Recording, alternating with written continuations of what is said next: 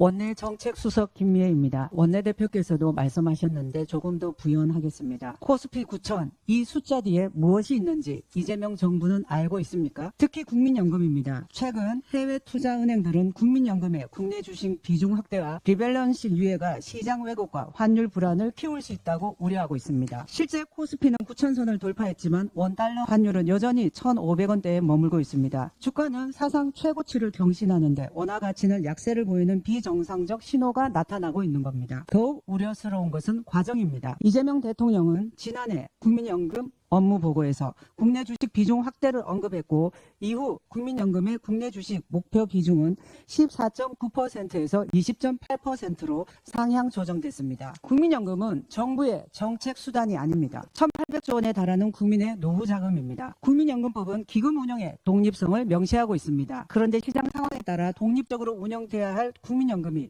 증시 불량의 안전판 역할을 하고 있다는 의구심이 커지고 있습니다. 정부는 국민연금의 실제 국내 주식 보유 현황과 향후 리밸런싱 계획을 국민 앞에 투명하게 공개해야 합니다. 국민 노후 자금이 정권의 증시 성과를 뒷받침하는 수단으로 활용돼서는 결코 안 됩니다. 정부는 코스피 9천이라는 숫자만 자랑할 게 아니라 그 뒤에 있는 B2 38조 원, 반대매매 급증, 1,500원대 고환율, 국민연금 운영의 독립성 논란에 대해 국민께 답해야 합니다. 숫자만 자랑하는 정부, 그 이면의 위험에는 침묵하는 정부, 국민의힘은 결코 좌시하지 않겠습니다.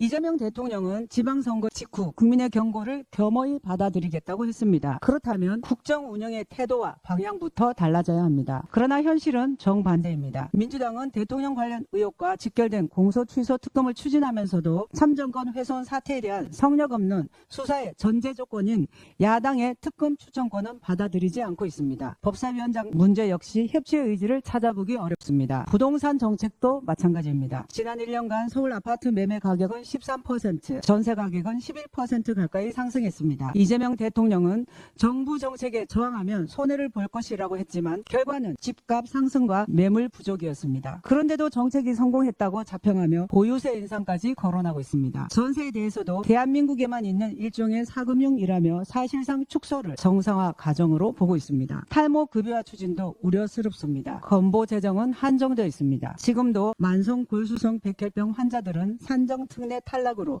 치료비 부담이 크게 늘어나고 있고 소아필수 의약품은 반복적인 품절 사태를 겪고 있습니다. 한국중증질환연합회는 탈모 급여화가 건강보험 재정 악화를 가속화하고 정작 치료가 시급한 환자들을 더 어려운 상황으로 내몰 수 있다고 경고하고 있습니다. 정부는 우선순위를 바로 세워야 합니다. 국민이 지방선거를 통해 보낸 메시지는 분명합니다. 국민이 기대하는 것은 말뿐인 겸손이 아니라 국정 운영의 실질적인 변화입니다. 이재명 정부와 민주당은 협치와 민생 그리고 국민의 삶을 최우선에 두는 책임 있는 국정 운영에 나서기 바랍니다.